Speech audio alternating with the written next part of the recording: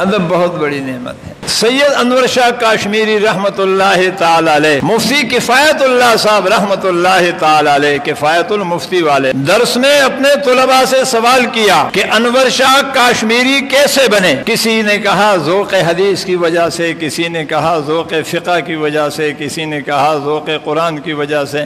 ہر طالب علم نے اپنے ذوق کے مطابق جواب دیا۔ مفتی کفایت اللہ صاحب رحمت اللہ تعالی نے فرمایا نہ میں تمہیں وہ جواب دیتا ہوں جو میں نے شاہ جی سے خود سنا ہے۔ کہا شاہ جی سے میں نے پوچھا کہ حضرت آپ انور شاہ سے انور شاہ کشمیری کیسے بنے؟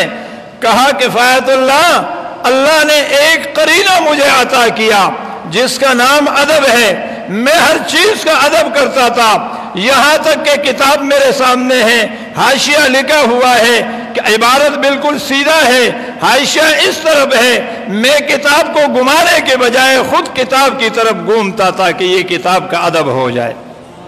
کہ اللہ نے میرے اس ادب کو دیکھا، مجھے یہ مقام عطا فرمایا۔ حضرت مولانا عبدالرزاق سکندر صاحب دامت برکاتہم اپنا واقعہ خود بیان فرماتے ہیں کہ میں حضرت بنوری رحمت اللہ تعالی علیہ کا خادم بھی شاگرد بھی، اکثر سفر میں ساتھ ہوتا تھا۔ فرمایا جہاں ہم جاتے رات کو ٹہرنا ہوتا تو جس طرف کتابیں پڑی ہوئی ہے اگرچہ کتابیں اوپر ہو حضرت اس طرف پاؤں کر کے نہیں لیٹتے تھے۔ کہ ایک جگہ ایسا ہمیں رات ٹہرنا پڑا کہ کتابیں سامنے ہیں لیکن اوپر پاؤں سیدھی ہو سکتی ہے، اس طرف اگر پاؤں کرے تو سمٹ کے لیٹنا ہوگا۔ میں نے کہا حضرت پاؤں سیدھا کر لیں، کتابیں اوپر ہے۔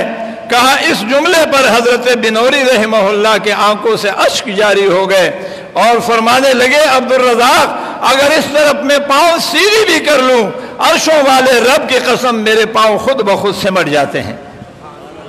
امام شافی رحمہ اللہ فرماتے ہیں کہ میں اپنے شیخ کے سامنے کتاب کا صفحہ اس احتیاط کے ساتھ الٹتا تھا کہ کتاب صفحے کے وہ شور کی آواز سے میرا شیخ کہیں اس کی توجہ میں گڑبڑ نہ ہو جائے۔ امام ابو حنیفہ فرماتے ہیں کہ میں نے پوری زندگی حضرت محمد رحمت اللہ تعالی علیہ کے گھر کی طرف، چونکہ میرا گھر اس طرف تھا حماد کے گھر اس طرف تھا، جب تک میرے شیخ حیات تھے میں نے حضرت کی گھر کی طرف پاؤں سیدھے کر کے میں لیٹا نہیں ہوں۔ مجھے ڈر لگتا تھا کہیں ایسا نہ ہو پاؤں سیدھی کر لوں دیوار کے اس طرف میرے شیخ تشریف فرما۔